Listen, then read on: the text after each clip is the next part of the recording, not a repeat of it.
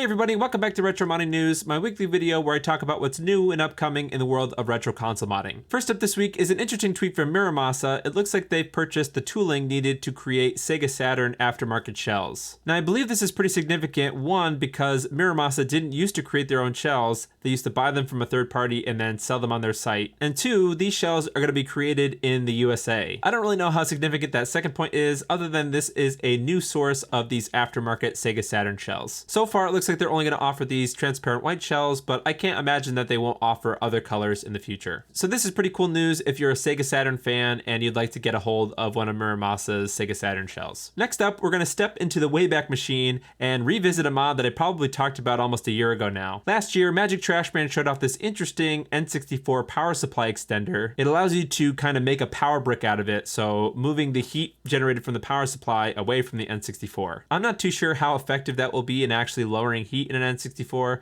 but I think it's kind of a cool idea. I do actually own an N64 power supply that is kind of annoying to plug and unplug in the back of the N64. This might actually help you out if you've got a damaged power supply and you want to, give it some new life. It's a DIY kit available directly from Magic Trashman, so if you're interested, you can DM him on Twitter. It looks like the kit is $15 plus shipping. I did happen to take a look at the Imager tutorial. That's just how Magic Trashman likes to make his tutorials and things using this Imager site. But it sort of looks like a complicated mod. Even if you had all the parts, it just looks a little bit daunting. I'm not really sure what gauge these wires are. Oh, okay, it looks like it uses maybe a standard power cord, NEMA power cord, but you have to open up the N64 power supply and do some modding to the actual power supply. So in my opinion, this mod is probably only for people who are sort of advanced modders, who know what they're doing, especially around power supplies and high power capacitors and things. So just know I'm trying to warn you that this mod could be a little bit dangerous. Next, we have another awesome 3D printing project from Todd Gill. This time it is a compact Mr. case.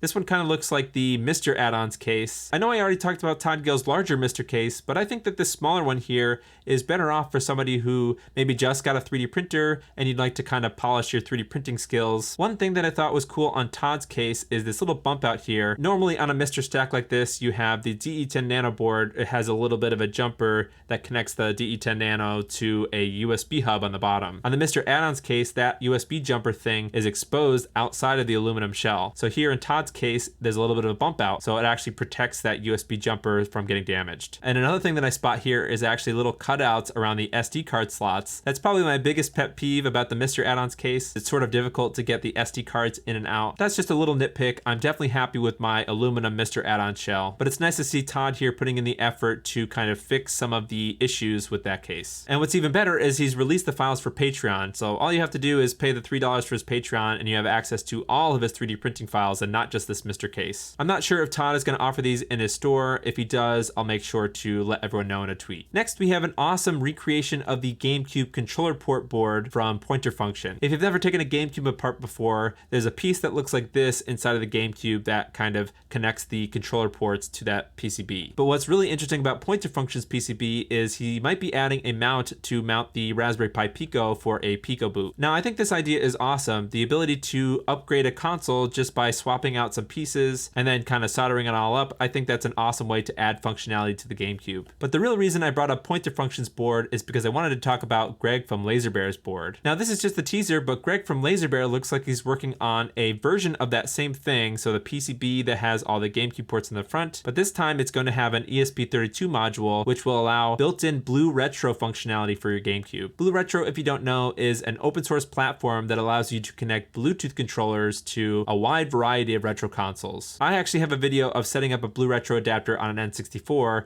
You can check that out somewhere up here. But this sounds like a really amazing mod from LaserBear. From what I see in the comments here, it looks like this adapter could have a bunch of awesome features, such as one, being able to turn on the GameCube from the controller, and the ability to detect if a controller port has a hardwired controller or not. Basically, that would allow you to mix and match both wired and Bluetooth controllers in the same GameCube. I'm very excited to hear about this BlueRetro adapter from Greg. I can't wait for this to be released. And the big story this week is from 8BitMods. They're finally showing off which consoles are going to be getting a MemCard Pro. The MemCard Pro is a pretty sophisticated modern memory card for, right now it's just for the PlayStation 1, with loads of features such as storing saves on an SD card and also the ability to grab those files from your wireless network. So from a computer, you can drag and drop files off of that SD card. So the first console that they're showing off is the PS2. You could see a PS2 Slim in the background, and I'm pretty sure that we all could have guessed that because the first one was for the PS1. I'm kind of interested to see what features this is going to have, because with the PS2, there is a giant world of opportunities, especially with soft modding. Just the ability to throw something like Free McBoot onto a memory card from an SD card, I mean, that would be a huge feature in itself. But in the same thread, they dropped another huge bombshell, which we already kind of guessed also from other pictures. That is a MemCard Pro 2 for the GameCube. I say MemCard Pro 2 because if you look at the screen here, it says MemCard Pro 2. So I wonder if that means that there's going to be a line of memory cards from 8BitMods that's sort of more advanced than the MemCard Pro 1, or if that's just the moniker for the different iterations, like the PS1 is going to be 1, the PS2 and GameCube are going to be 2, or maybe this is just a mistake and it's going to say something different when this is actually released for the GameCube. Again, no other information, but I think it would be really awesome if this memory card could be used for both a memory card and an SD gecko. An SD gecko, if you don't know, is an SD card to GameCube memory card sort of adapter. It just allows you to use SD cards in the GameCube for things like loading games from Swiss. So if this MemCard Pro 2 for the GameCube could support both memory card functionality and serve as an SD gecko, I think this is an immediate win for everybody who loves the GameCube. We're just gonna have to wait and see what features the GameCube and PS2 MemCard Pro 2 is gonna have. That's it for this week. If you want to suggest a news story to me, follow me on Twitter or join the Discord. If you want to watch older retro modding news videos, you can check out the playlist here. Thanks for watching, and I'll see you in the next video.